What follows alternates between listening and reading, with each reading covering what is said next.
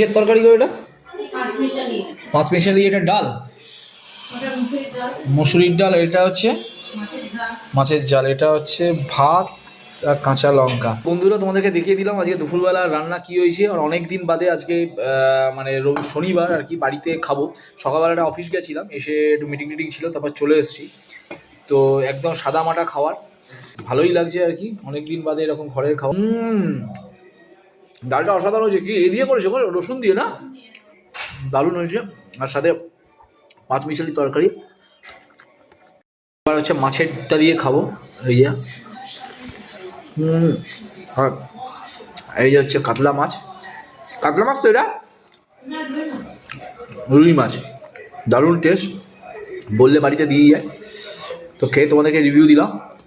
কেমন লাগলো ভিডিওটা দিয়ে অবশ্যই জানিও। সাথে হচ্ছে কাঁচা লঙ্কা কামড়। তো টাটা, বাই বাই।